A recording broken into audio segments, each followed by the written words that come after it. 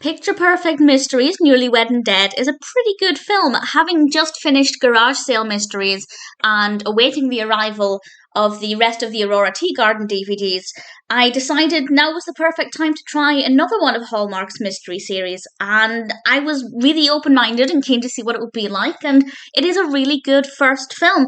It is a bit slow. It took a long time for us to get even a second suspect, and I'll talk about the suspects in a moment.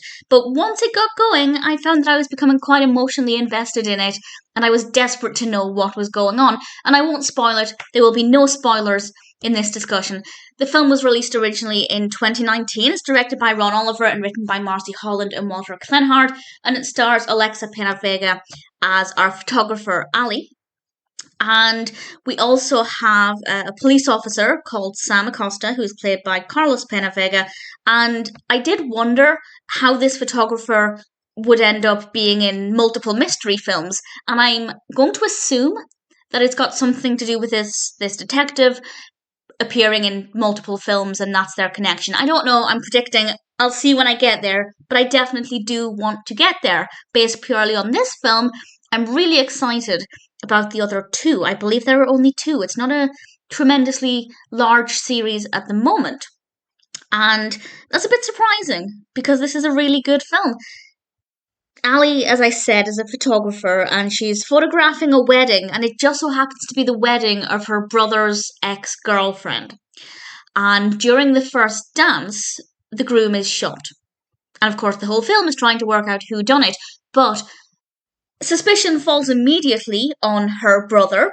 Fair enough, understandably, it makes sense, but she refuses to believe that he could have done this. And she is determined to find out who really did it, because the police are not really looking at anybody else, because her brother had a strong motive, and I don't want to say other reasons why they suspect it's him, but she is taking it upon herself to find out the truth. And I was genuinely curious.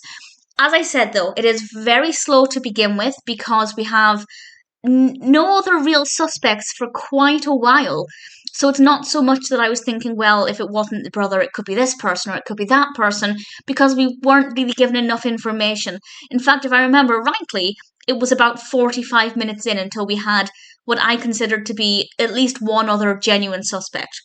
And then we had a couple of others, and after that point, there was enough information for me to not know who I thought it was. And I love that. I love it when mysteries have multiple potential suspects with very believable motives, so that I'm left guessing right until the end. And that's the case here, and I love that. So once it got going, it was a really interesting film.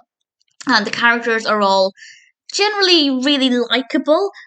Allie, I didn't love her completely. Really great performance from Alexa PenaVega. I didn't completely love her personality, though. And occasionally I felt like she was maybe a little bit too pushy, but at the same time, I don't know if the film would have worked without the character being that way. And I think after a couple of films, I think I'll really get on board with her as a character. But there are, as I said, only 3 films. I don't know if they plan on making any more. If anybody knows, please feel free to let me know. But based purely on this film, I'd like there to be more. But whether or not I'm saying that by the 3rd film, time will tell. But I really enjoyed it. I thought it was an interesting concept. It wasn't completely predictable.